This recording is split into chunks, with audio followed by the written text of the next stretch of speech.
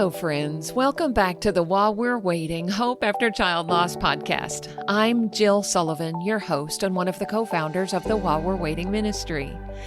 As you're listening to this episode, our team is preparing for one of our While We're Waiting weekends for parents touched by suicide at beautiful Kinderhook Lodge in Barry, Illinois. Most of the retreats we host are mixed groups, meaning we have parents in attendance who have experienced the loss of children of all ages and to any circumstance. We believe that our groups benefit from hearing a broad range of stories, which helps us learn compassion for all types of loss. However, we do recognize the death of a child at their own hand carries an additional burden that only other suicide loss parents can fully understand. And that's what makes these retreats so special. These events are facilitated by parents who have experienced the loss of their child to suicide as well. So our guests can feel secure in sharing whatever's on their hearts, knowing that there is no judgment, only understanding and compassion. If this is your story and you'd like to find community with those who truly get it, visit our website and register for one of these special weekends. We know you will be blessed by attending. Now, if you've been listening to this podcast for a while, you know that I love introducing you to bereaved parents who are willing to speak honestly about the reality of child loss and about the ways God meets us in the middle of it. My guest today is Sherry Bullock, author of The Mess We Leave Behind, Unshakable Hope and Unspeakable Loss. Sherry's daughter Emma was a fun-loving, easygoing, and messy college student who brought so much joy to her family. On a February night in 2021, at just 19 years old, Emma was killed in what can only be described as a freak accident on a Florida interstate. In the days and months that followed, Sherry found herself wrestling with questions about heaven, the sovereignty of God, and what it really means to have faith when the unthinkable has happened to you. She read, she studied, she prayed, and she wrote, and eventually those raw journal entries became The Mess We Leave Behind. Sherry and I talked today about the things people say that help and the things that don't, why grief and love can't really be separated, and how she came to understand grief as holy ground.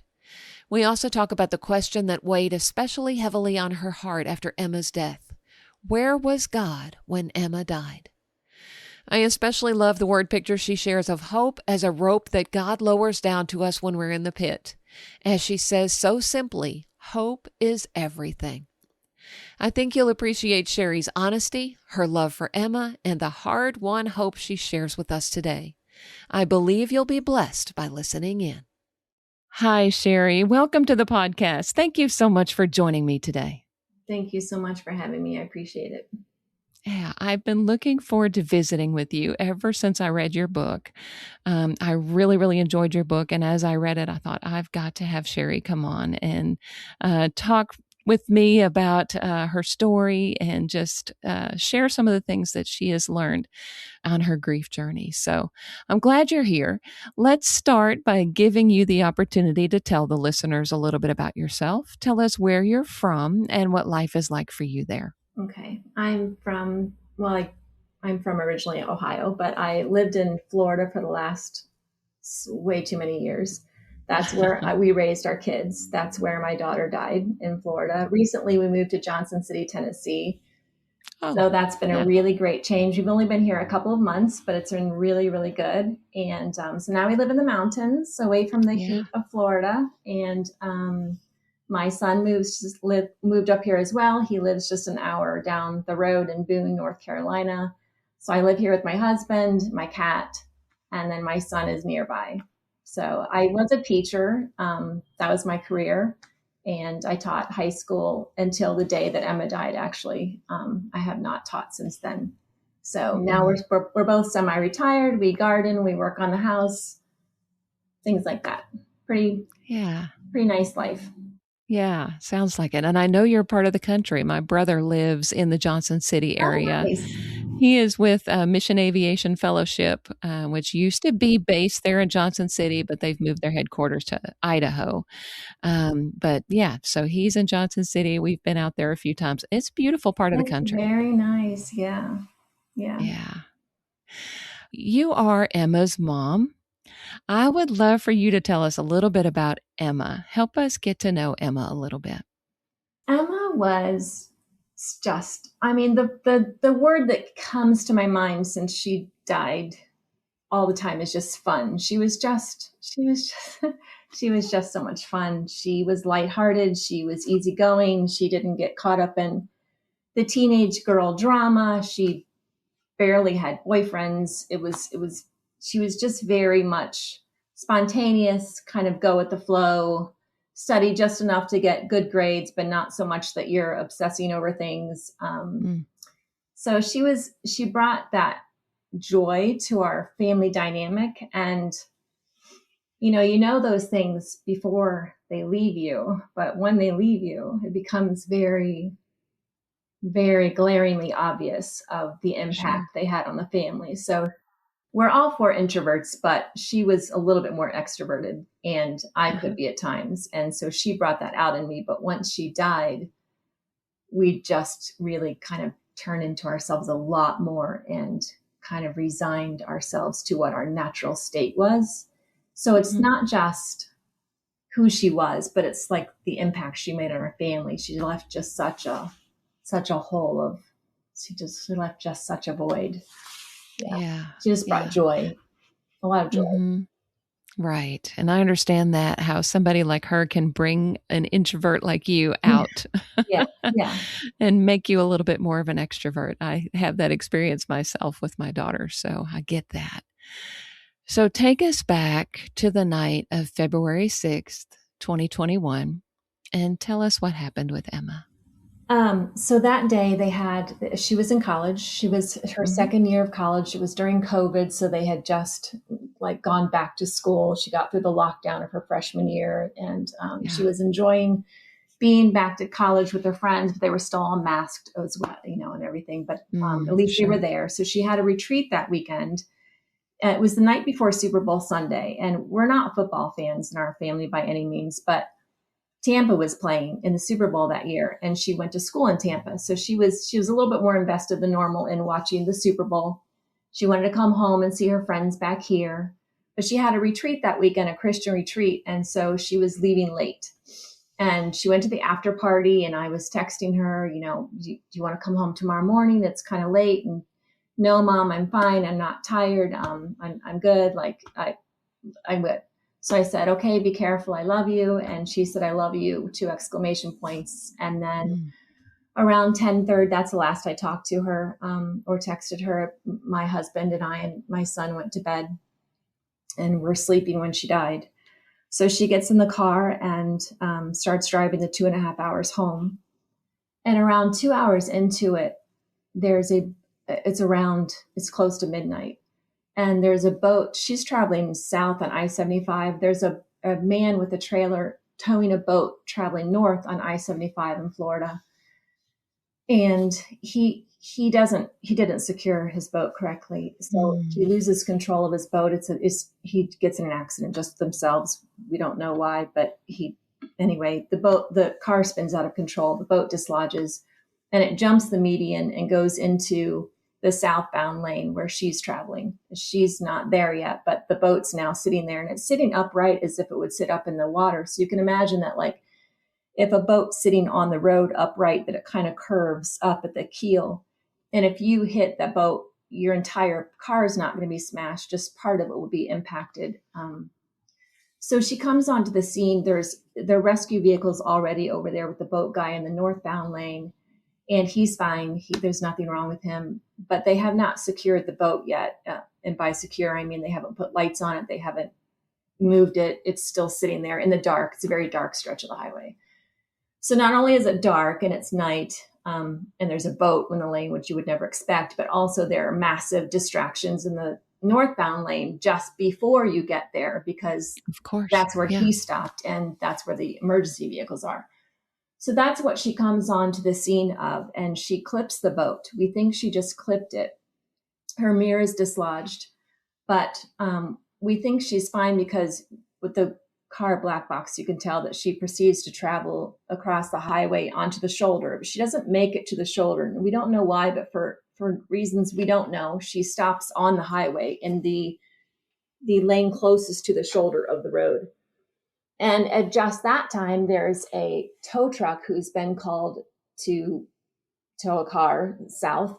And so he's now on the road and he's in her lane that she has stopped in. And he is distracted by the lights in the northbound lane and slams into her from behind at 72 miles per hour. And because she wasn't moving, it was a direct impact.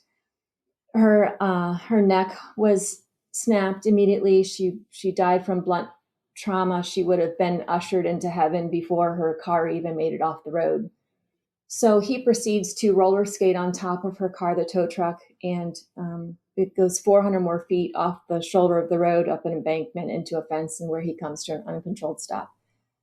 He gets out of the car. At this point, the EMS have finally arrived to put lights on the boat, and so they see him strike. They see him pull off, and they run to ask him. They don't know what happened, but they run to ask him, "Is he okay?" He's fine, and he says, "I hit someone," and so they say, where, so they leave him and start looking for a car. And he says, no, I hit someone, they're under me.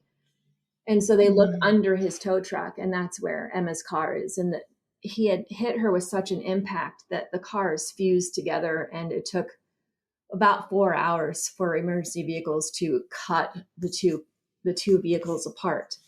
I interviewed one of the EMS guys on the scene, and he said that Emma was that Emma was killed on impact.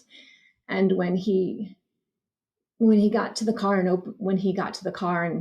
managed to feel her pulse, she was already gone. And then he held her hand until they could extract her body. So we were sleeping. My husband, my son was kind of paying attention to where she was. And he woke up my husband and he said, "Emma's not home yet. It's been 2 hours, past the time that she should have been here." So my husband said, "She probably ran out of gas. Let's go check where her last location was." And so they went out to find her, and they come up on the scene of just massive lights everywhere. Just the whole highway was shut down, and it was insane. And so, then the emergency responders find out that the dad and brother are there. And so they shield them from seeing anything and drove them home. And we have a friend who's a police officer, and he showed up at the house. And then my husband came in and told me, and it was around 4 a.m. that I found out. So yeah, that was the night. What a devastating experience. And it just sounds like the perfect storm, what happened out there on that highway that night. I'm so sorry. Thank you. I'm so sorry that's your story. What do you remember most vividly about those first hours, days, weeks after Emma's death? I was a zombie. We were all just zombies. I couldn't function in the most meaningless, mundane tasks. I couldn't think clearly. I was confused. I was in shock. I didn't know. I wish I would have known then that I was physiologically in shock. It sounds stupid, but I didn't know that. I was confused about why I was so confused. And I see myself back then as blurry because I wasn't coherent enough to even form memories, but I see myself just walking around like a dazed, confused zombie, incapable of doing anything, like I'm looking through the world through a straw almost, and when the shock began to wear off, which was probably a couple weeks, my head was in the clouds. After that, my perspective shifted immediately from the temporal to the eternal, and all I wanted to know about was heaven. Where is Emma, and what's it like there, and what's she doing? And so I was obsessed with heaven for a solid year. Not in the best way, I can't say. I wasn't wholly comfortable that she was there. It took me a long time. I think people expect us, and maybe I was weird. I don't know. Maybe I'm abnormal, but I think people expect you to have this immediate consolation. Well, they're in heaven, so it's not so bad. Like they're in some great place. Like I hear it's great there. And first of all, I don't know what heaven's like. It's a giant mystery. There's not a lot in the Bible about it. And so, and I read thick, fat academic books, and I still came Sure. out going, okay, we really don't know a lot about heaven. But if she moved anywhere else, if she moved across the world to Japan or wherever else, I would research everything I knew about that place. I would go there with her. I would visit her. I would text her. I would ask her how it's. You can't do any of those things. So she's moved Right. away, right? She's gone with such a finality that your brain can't understand for the longest time. And then you don't know anything much about where she's gone. You just hear it's great. And then everyone expects you to be super happy Right. that she's there. And so it Yeah. felt like a lot to process. Mm-hmm. It's a lot. So that's where I was. Mm-hmm. Right. How did you begin to work through that? So study, Mm. intense Bible study. I had the luxury of being able to quit my job immediately. I didn't. I took a leave of absence, but then even when that ended, I didn't go back. Mm-hmm. So I had every minute of my day with the luxury of just tending to my grief and trying to support my husband and son, which wasn't easy given that I had the every day to do it. So I just studied. I studied and prayed and studied and prayed, and I read the Bible voraciously, and I read all kinds of books about heaven and God and all kinds of things, and just learned as much as I possibly could because that's where she is. So I need to know about it, you know. Mm-hmm.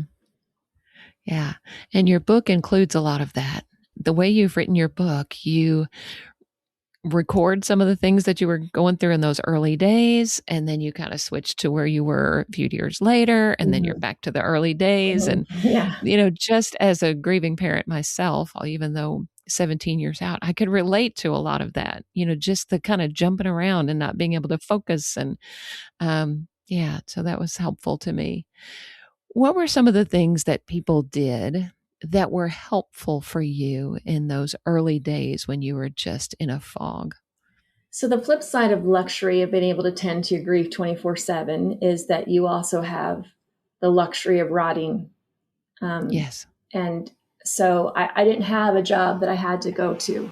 I didn't have a smaller child my son was 17 at the time. So I didn't have anybody who was really, really dependent on me. And I could quite literally sit there and rot. Yeah. So that my friends who I forced myself, I knew that I needed to go out at least once a week in addition to going to church. And that's all I required of myself. Mm-hmm. And so those friends who made those weekly meetings with me were so helpful. The ones who just sat and listened.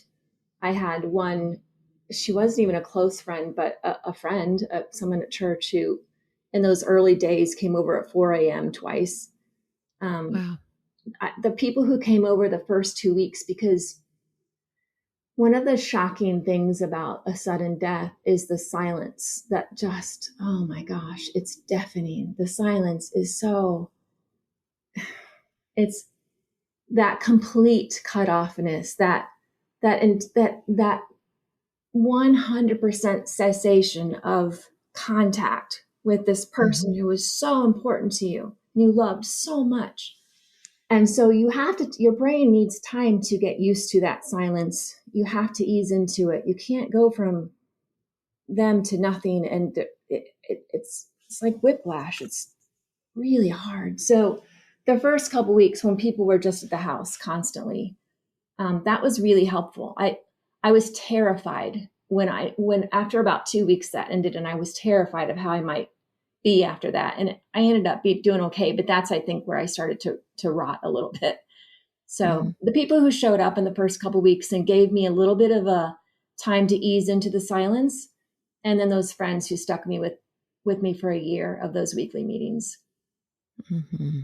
Yeah. What a blessing those people are. Yeah. You don't forget those people. There's a lot of things you forget about those early days, but those people that were there for you really stand out. Now, were there things that people said or did, even though they were well-intentioned, that weren't helpful? You've already mentioned the people that were like, well, she's in heaven. Yeah. That's great. Yeah. At least she's in heaven. At least she's there. That's not helpful. I know that. What other things maybe were not helpful in those early days? Well, first of all, just as a culture, our culture in general, I think, sucks at knowing how to deal with unexpected loss. And I don't mean unexpected because she died quickly. I mean out of the ordinary. Right. I mean, if grandma's not 90 on her deathbed and the children are gathered around her to say their last goodbyes, we know what to do in those situations. And that's not wholly sad, right? There's some very real blessings around that experience. Sure. And I'm quite looking forward to it, actually. But when it's outside of that, what we call natural order, which I'm not even so sure is the natural order, we don't know what to do. And I didn't either. So I try not to be too hard on people, because I had no idea what to say or to do before Emma died. And I still struggle. I still do the wrong things. So I'm by no means perfect or an example here. But yeah, I think if you can learn a few things before someone enters into that, even for yourself before you enter it, because I'm learning how to grieve while I'm grieving, which is incredibly difficult.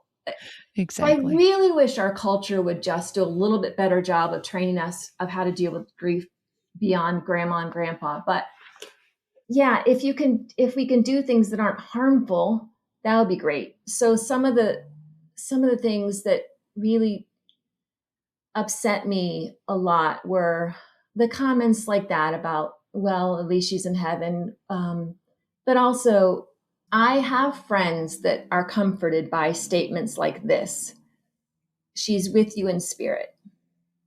I personally am not comforted by that. I don't see biblical evidence, and I've read the Bible cover to cover several times, 6 times since she died. Yeah. I don't see biblical evidence that they are with us in spirit. In fact, if heaven's so great, which is what many of you are telling me, why would she want to hang around here? You know, why is she with me when I'm making my bed? Like, that's dumb. Go play with your friends in heaven. So I don't theologically believe that. That's not my position in faith. So that would just irritate me. But that wasn't harmful. But it was annoying, and I felt like, I mean, it's kind of harmful because in the sense that whoever's speaking those words thinks it's some great consolation. Right. Well, at least she's in heaven, or, well, she's here in spirit. I don't want her to be in either one of those places. You know where I want her to be? Sitting right beside me playing Uno. Sure. That's where I want her to be. So anything that people said that was supposed to be some great consolation for me annoyed the heck out of me.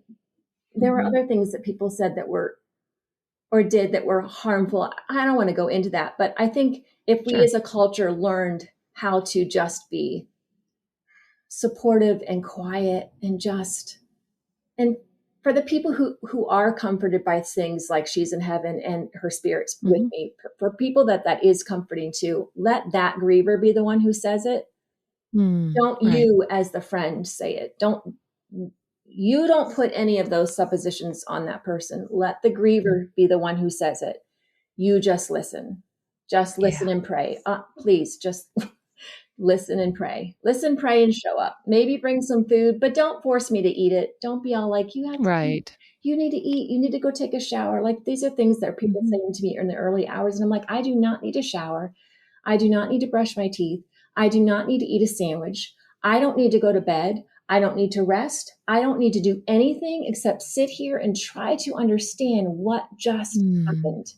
That's all I need to do. Yeah, I understand all of that. The she's with you in spirit. I agree with you on that.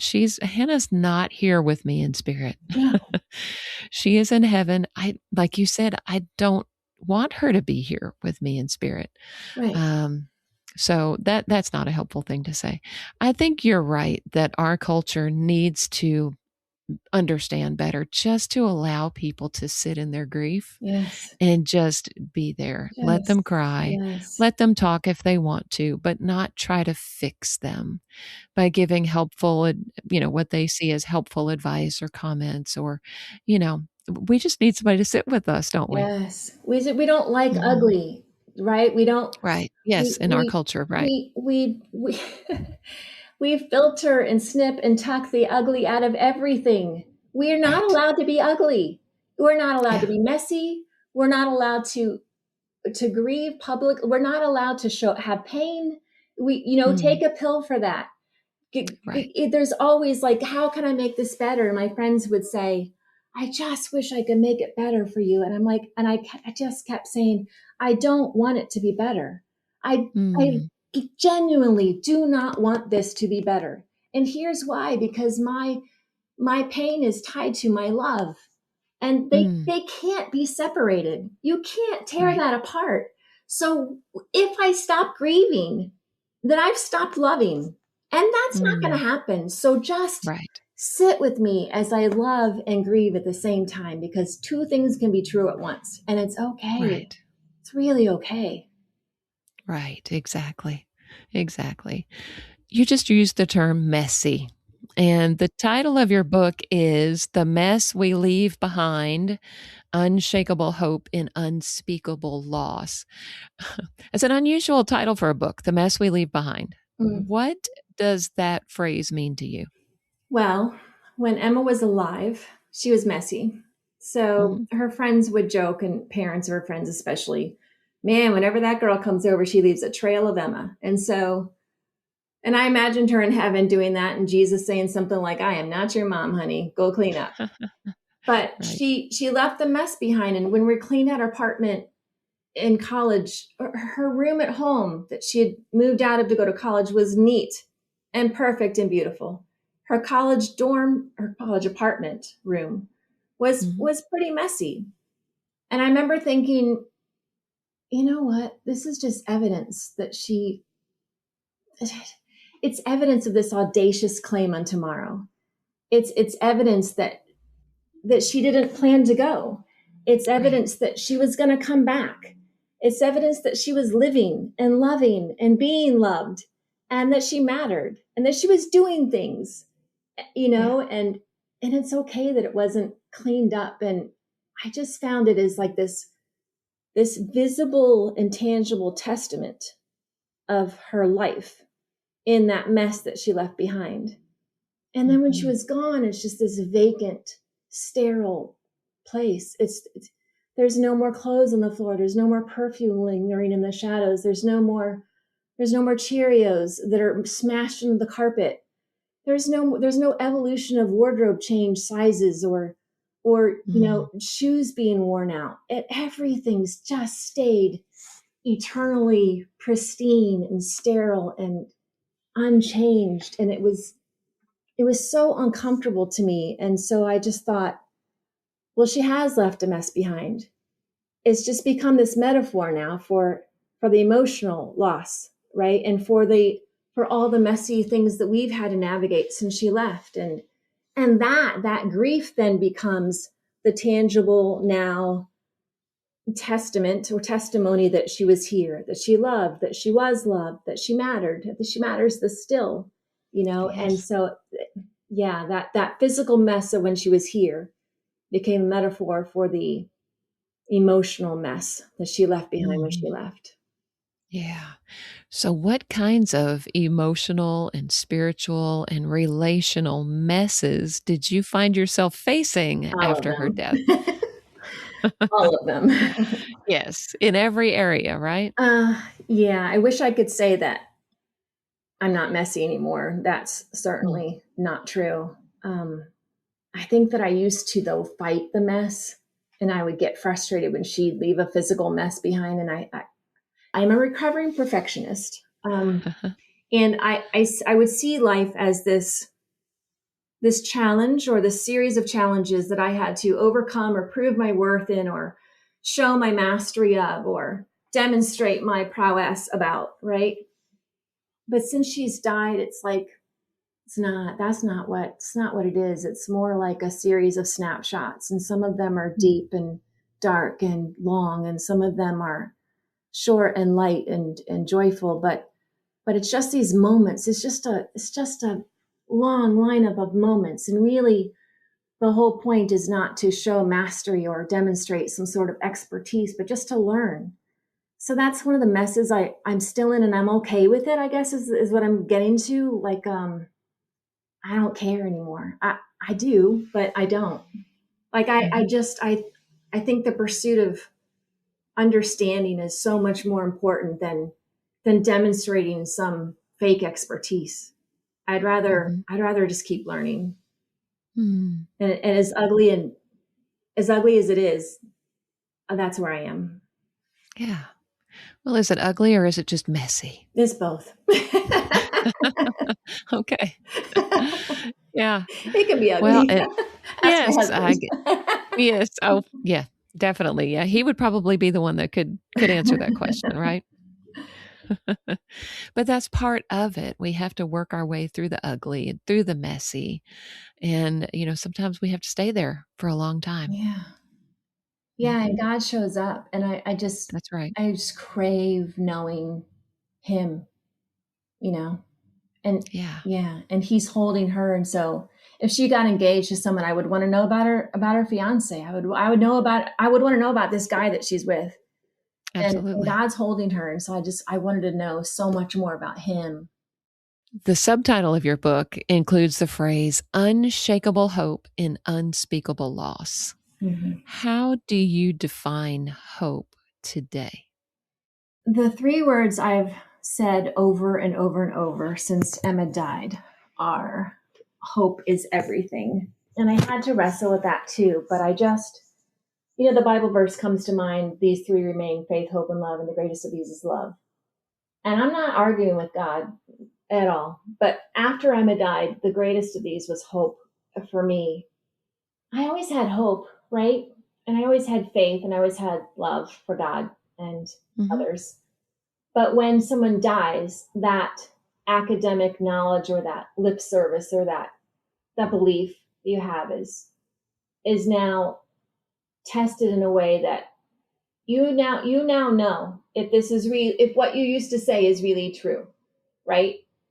And so I knew that was really true. And for me, hope was everything, because it's one thing to say, I hope that I go to heaven when I die.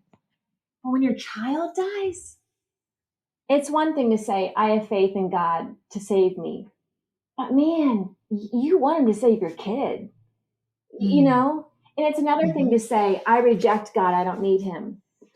But if you have any inkling that he's real, can you reject him on behalf of your child?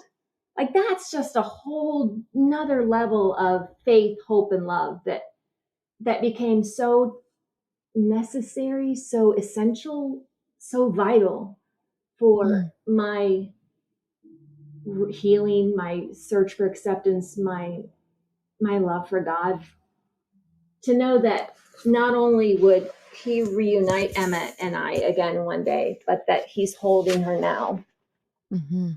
So faith then was my foundation firm. Like I'd always said it was, right? But now I'm living it. Like I don't have a choice. Like this isn't like, what do you believe? And you're in Sunday school. I have faith in God. No, I then knew that was 100% my foundation. No question. Okay. So then where's hope? Hope is above me. And the biblical word for hope is tikva. And it's a literal cord or rope that God sends down. And we don't have to climb up. We don't have to make the Tower of Babel or crystal staircase and get up. He sends the rope down, and it's a literal cord, a rescue, where you're drowning in a pit, and he sends a rope of hope. And you just have to grab onto it. That's it. All you have to do is grab onto it. So that's above me, this rope, this cord of hope. And then love is encircling me through every moment of this entire tragedy. So those three remain. But for the greatest of these, for me, was hope. Yeah.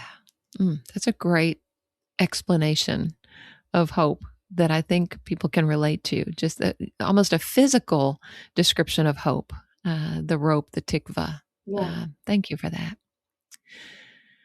What questions did you wrestle with God about? Mostly God's sovereignty was a 3-year wrestle. Prior to her death, it was another one of those things where I would say, yes, God is sovereign. I know he is. I went to church. I know that answer. Yes, God's sovereign.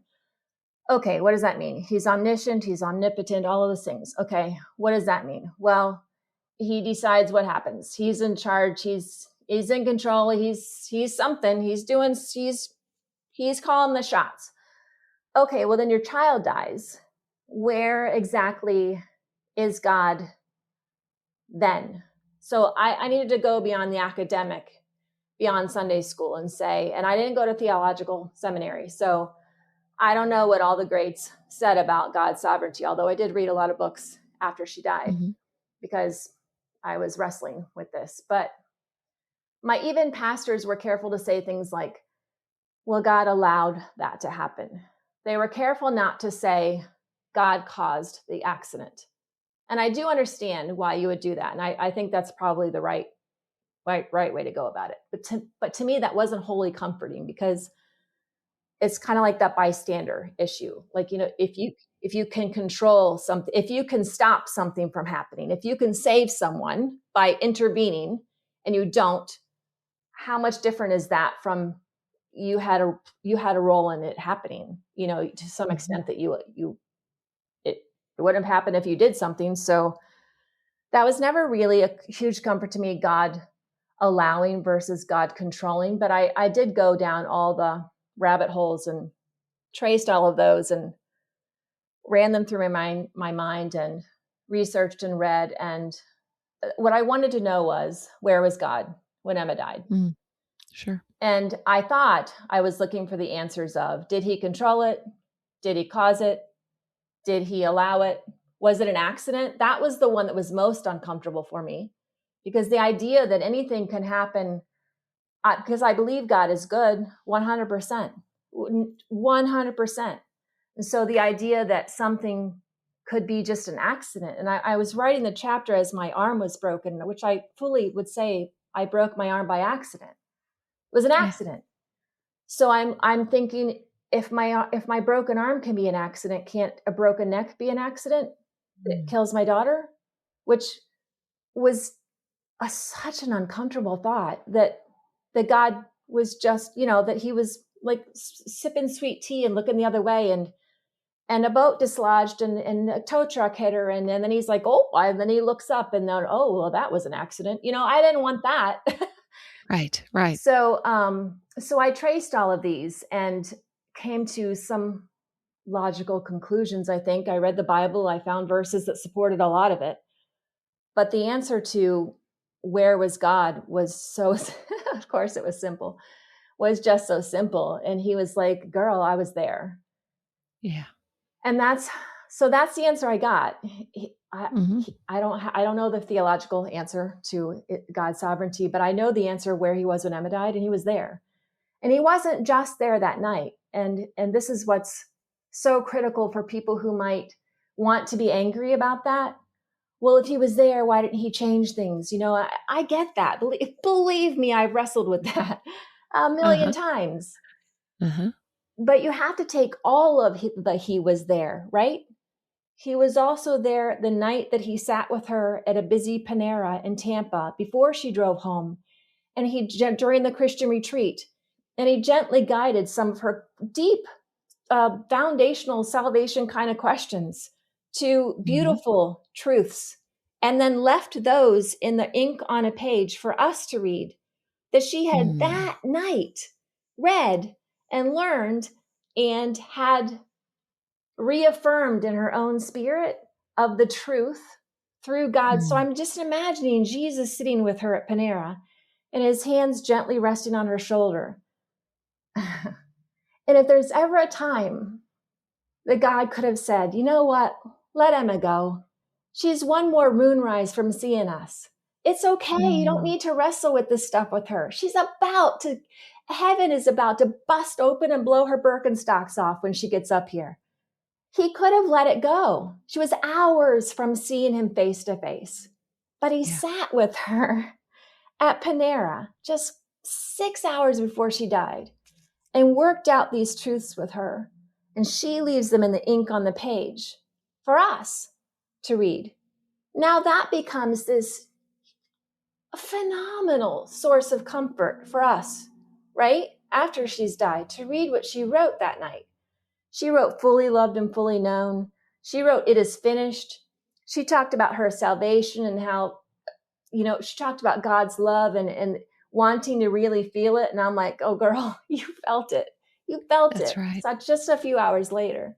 And then that sovereignty also applied, or he was there, also applies to how he was with us every moment after that. The people he sent into our lives to comfort us, the prayers that were offered up on our behalf all over the place after she died. Even now, this podcast, like all of those moments, he's there with us too. So you can't just take the why wasn't he there when she died and why, what? God is life.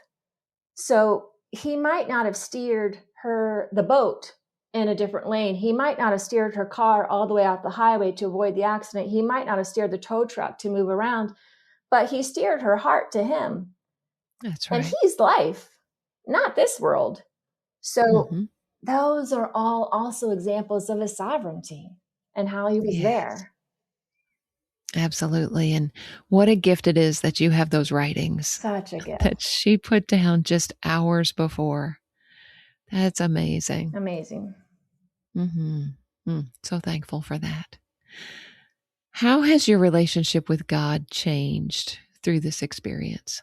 So I fell in love with him immediately, but especially even the first 2 weeks, I went from, again, the Sunday school, I love God answer to the, wow, do I love God? And I think it hinged on one moment really early on where I realized I was always appreciative of Jesus' sacrifice for us.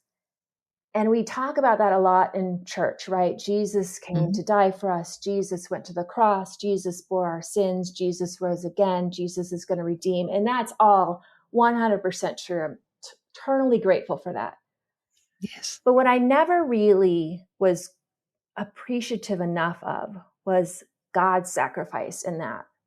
But as a parent, once Emma died, and I had never really, I would say I never really bonded with the father before this.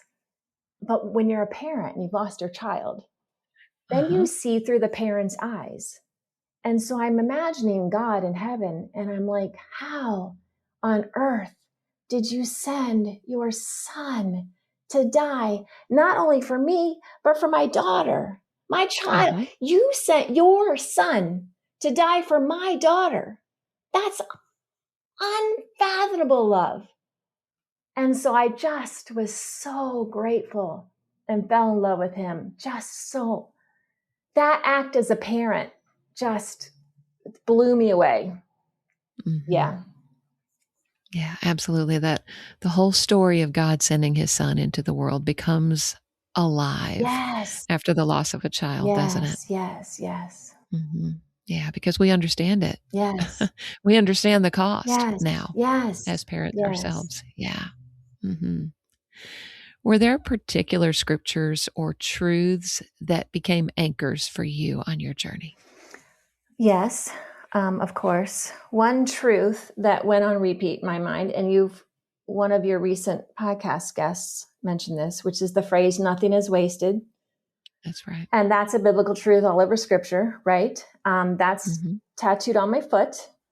Another is the story of Shadrach, Meshach, and Abednego in the fiery furnace, and how they're faced with imminent certain death by being burned alive. Burned alive.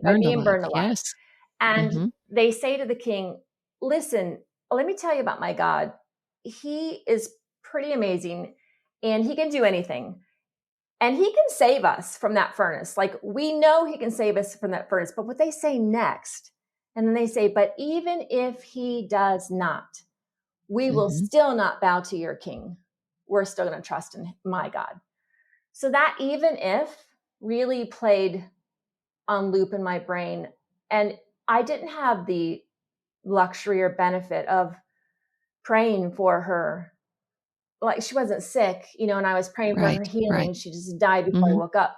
But I did pray for her. Of course I did, since she was born and before she was born. Right.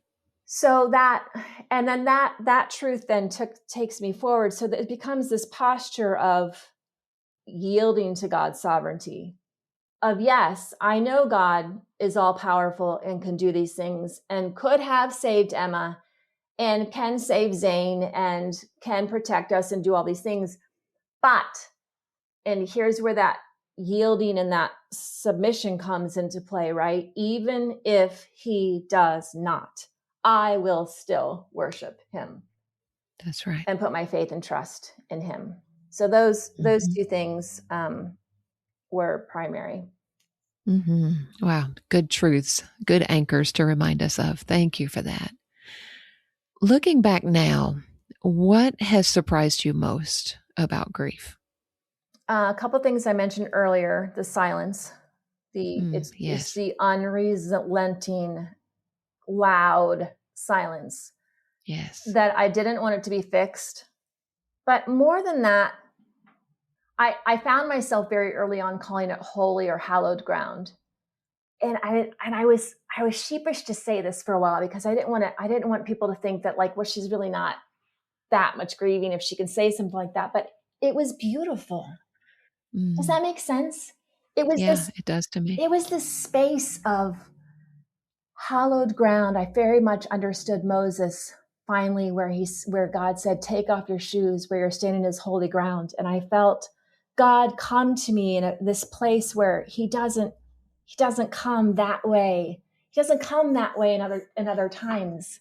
Right. It's a unique experience that I would not want to go through again.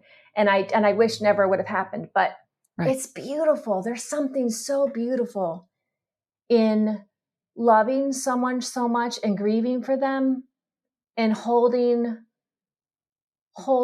that space for them, not rotting in the grief, but loving them and honoring God and seeing God's hand through all of it and learning all the life lessons that you can learn from that you wouldn't learn from anything else.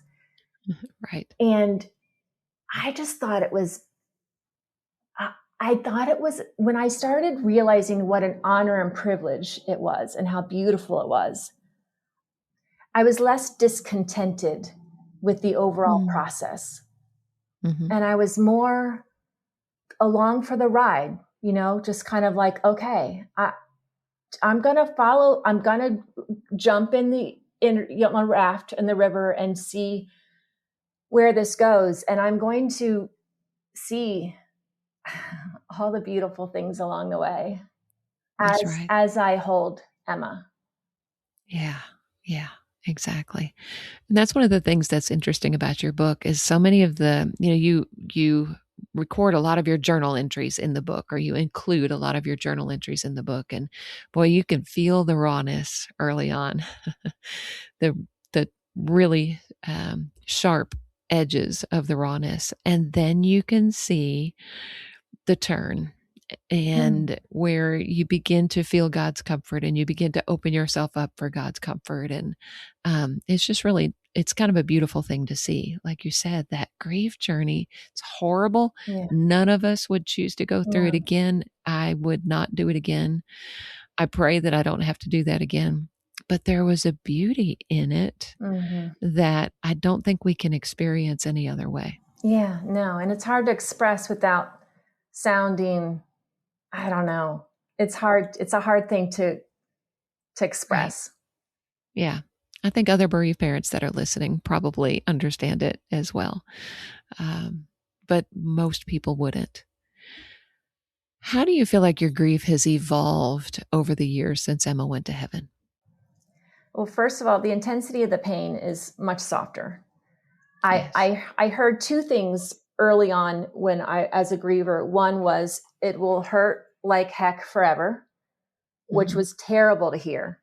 And the other was, I felt, but no one said these words, but I felt the expectation that you're going to grieve probably about a year and then you're going to be over it. And in fact, you're going to be probably doing better after just a couple months. Like you're better, right? Right. And so I hated both of those.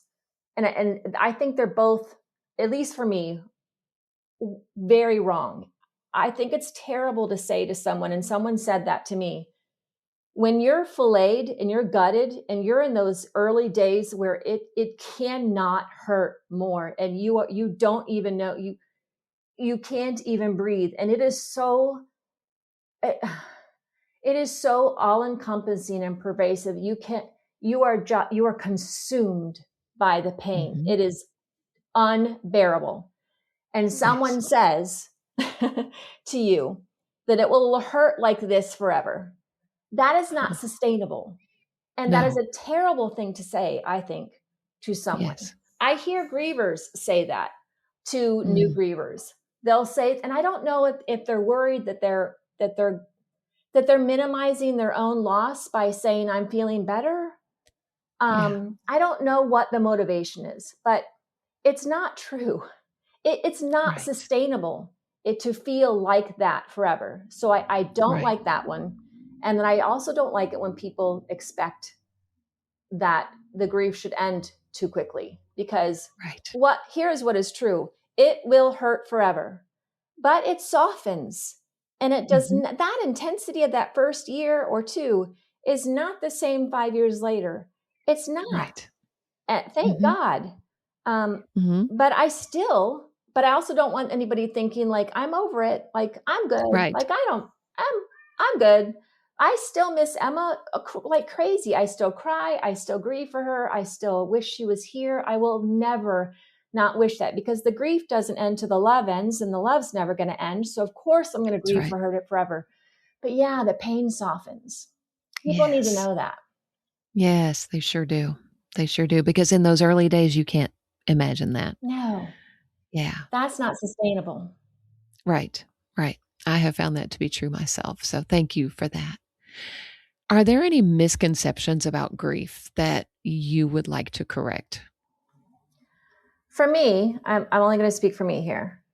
I thought, and I've heard people assume that grief makes us stronger. I think I'm far weaker. I'm sorry to say that has been my experience. I've been tested a couple of times where I had a situation that sent me straight into the PTSD, where my nervous system took over, and I was moving independently of my brain, assuming the worst and freaking out of my mind. So I think that a brain trained in the trenches of grief is not necessarily stronger at the end of it on everything anyway. I think my relationship with God is stronger. I don't know that my ability to handle future trauma is stronger. I think that might be weaker, which sucks.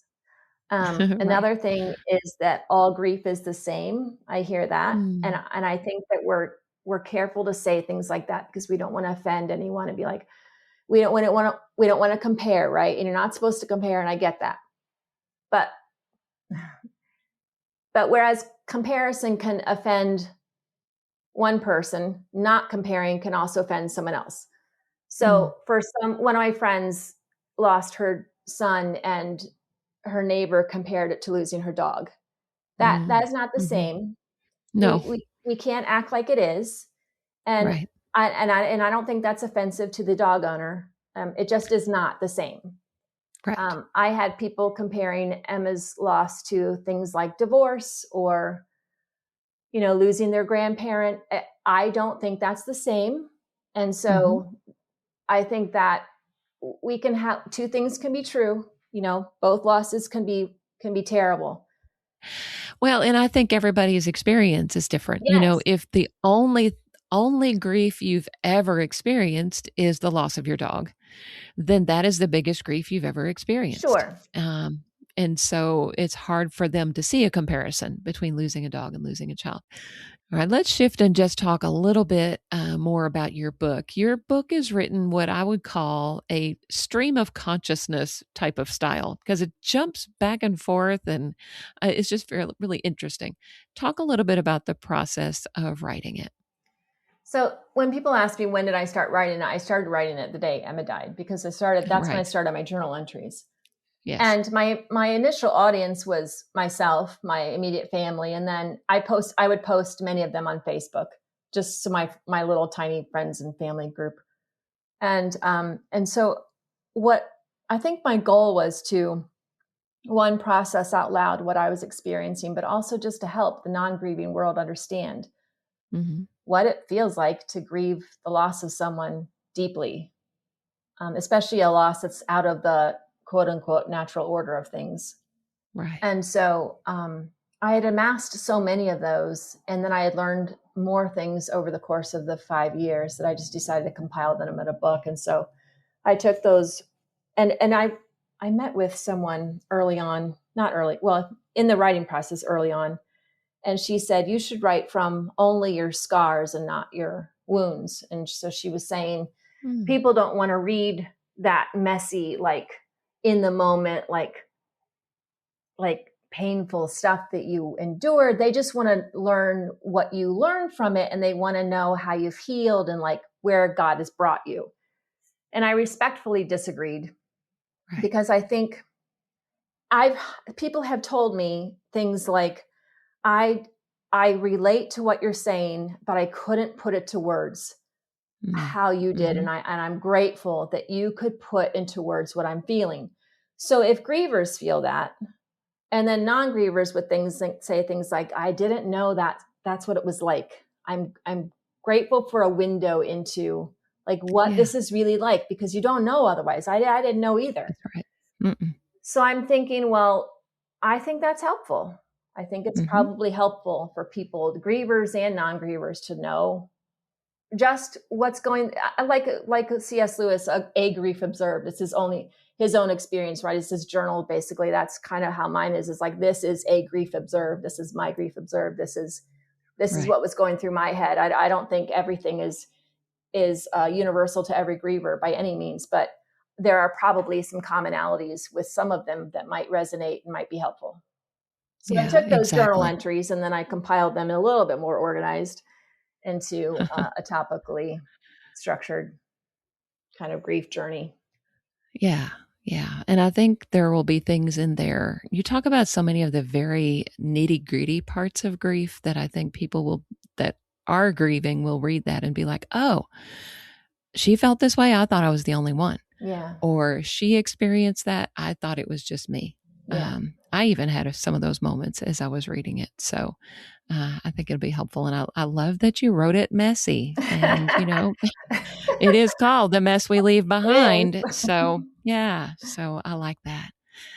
One of my favorite parts of your book was towards the end on page 154, where you write a few paragraphs regarding the statement that Jesus had a mom.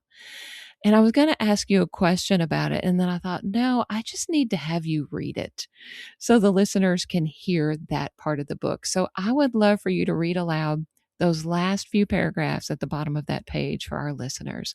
I want the moms, especially who are listening, to hear it. Okay. Jesus had a mom. And if Jesus had a mom, then Jesus knows what moms feel, and he cares. Jesus sees the mothers who have lost a child. He sees the mothers who have never had a child, even though they want one as much as they want their own life. He sees the mothers who are worried about their children, the ones who wake up in the middle of the night praying for their soul or their heart or their body. He sees the mother at the hospital bed of the sick or dying. He sees the mother at the grave. He sees the mother who lost her own mother too early. He sees the mother so enslaved by addiction that she's forgotten her children. He sees the mother who feels guilty. He sees the mother wrecked with regret. He sees the mother hugging the pillow in the empty room of the child who grew up and moved away.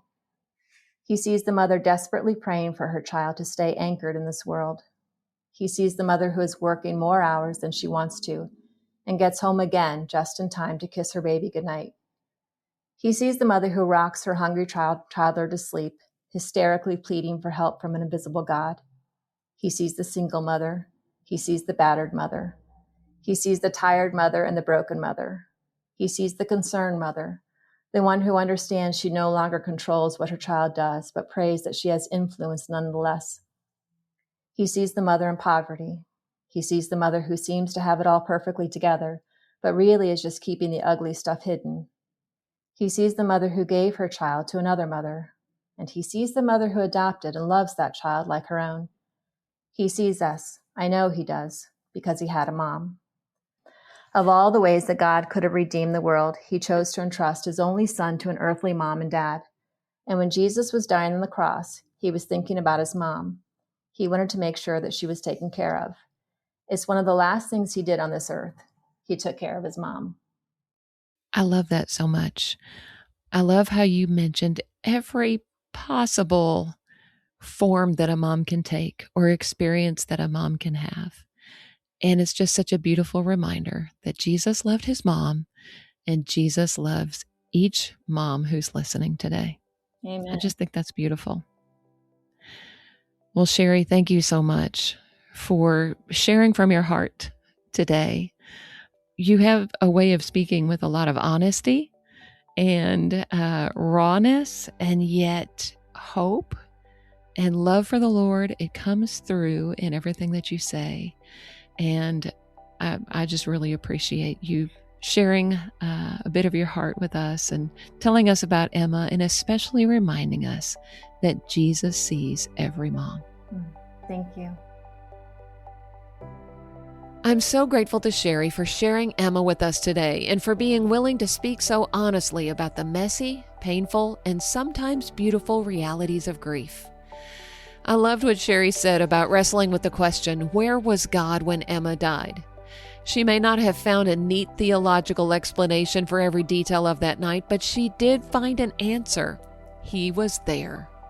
He was there with Emma in the hours before the accident. He was there with Sherry and her family in the days that followed, and he continues to be there today. And I believe that's where hope comes in. As Sherry described it, hope is the rope that God lowers into the pit. We don't have to figure out how to climb our way out on our own. We simply need to reach out and hold on. And finally, I'm so glad we ended our conversation with Sherry's beautiful reminder that Jesus had a mom. He sees the grieving mom. He sees the worried mom, the exhausted mom, the broken mom, and the mom who stands at the grave of her child. He sees us and he cares. If you'd like to connect with Sherry or get a copy of her book, be sure to check out the links in the show notes.